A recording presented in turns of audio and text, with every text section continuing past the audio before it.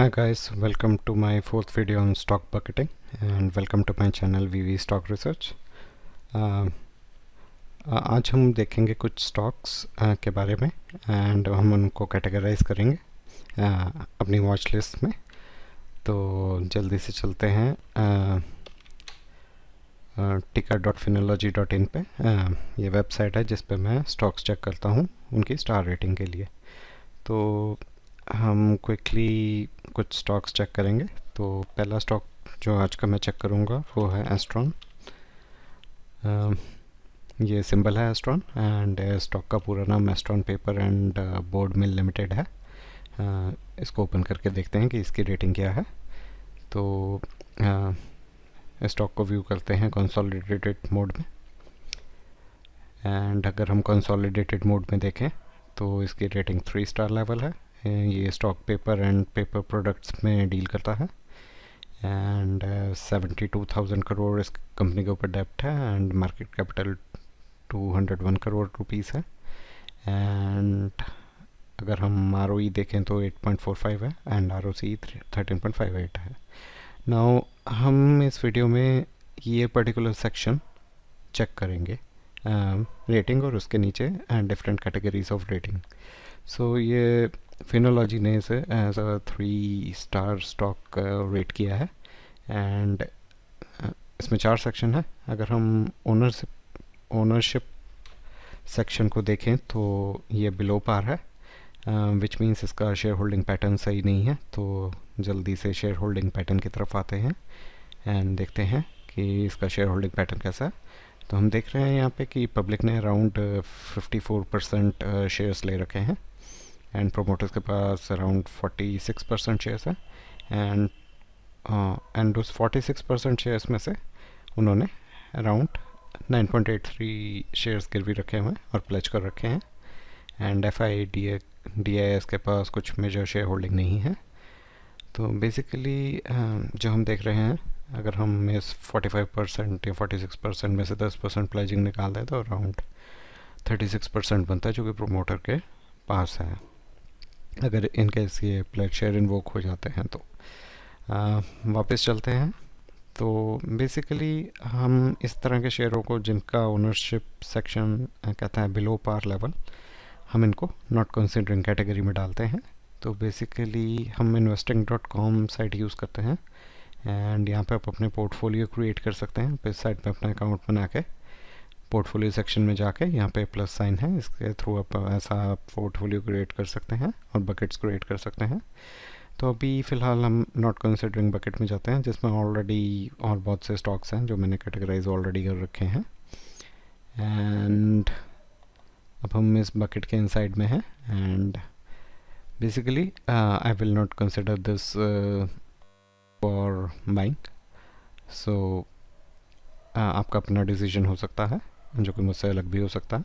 आप अपने investment adviser की सलाह ले सकते हैं। मैं इस स्टॉक को अपनी नॉट कंसिडरिंग लिस्ट में शामिल कर रहा हूँ। तो let's see I am putting that into below par list or not considering list and Astron paper.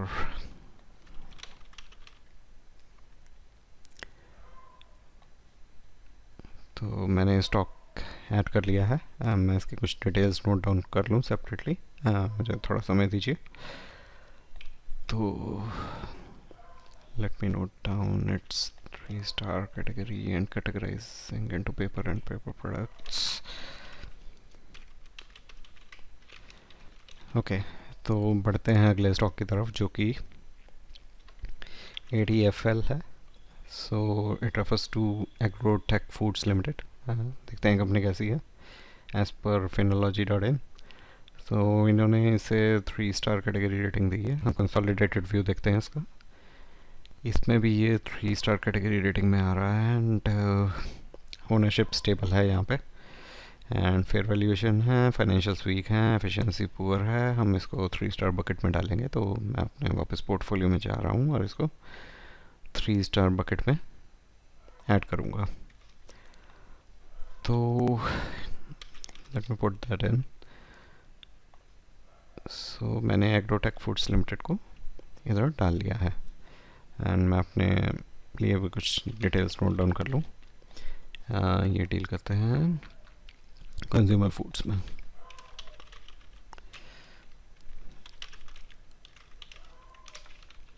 Okay, बढ़ते हैं अगले स्टॉक की तरफ जो कि है ATGL which stands for Adani total gas limited. देखते हैं शेयर कैसा है as per Finology.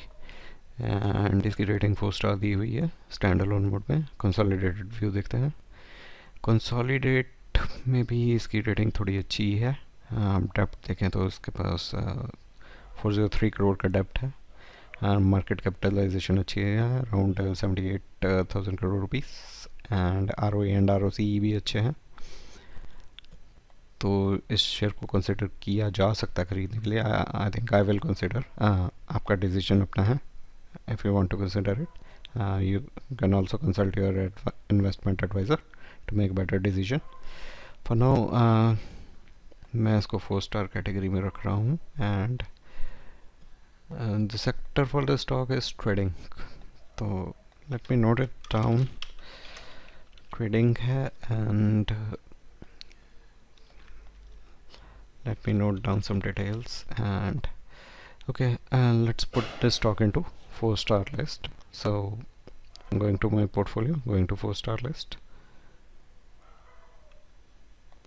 and categorizing the stock as 4 star, putting that into 4 star list. Okay, so let's move on to our next stock, which is named as Atlanta. Company name is Atlanta. Let's see what it does.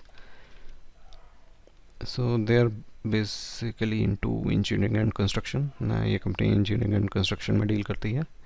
And हम इसका अगर consolidated view देखें तो 2 star rating है Finology की and below par level है ownership. Valuation attractive है. Financials and efficiency poor and weak है. जितनी मार्केट कैपिटलाइजेशन है उससे अराउंड काफ़ी ज़्यादा आई कैन से डेप्ट बहुत ज़्यादा है compare to market capitalization. Around 1000 crore का डेप्ट है. ROCE नेगेटिव में, ROE है ही नहीं. And if I look at the shareholding pattern, around promoter के पास 62% shares हैं but around उसके 67% out of 62% shares are pledged. मतलब गिरवी रखे हुए हैं. And public shareholding is around 38%. So let me bucketize it. So let me note down some details first. So give me a minute.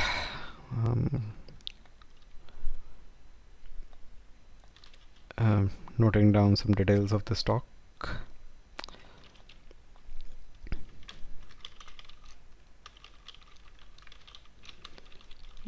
Okay, I've noted down the details, so let's add it in the portfolio under the not considering category. So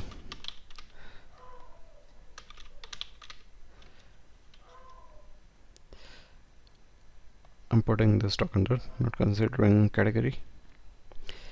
Now let's move on to another stock. This will be the last stock of this video. So the next stock name is Orion Pro,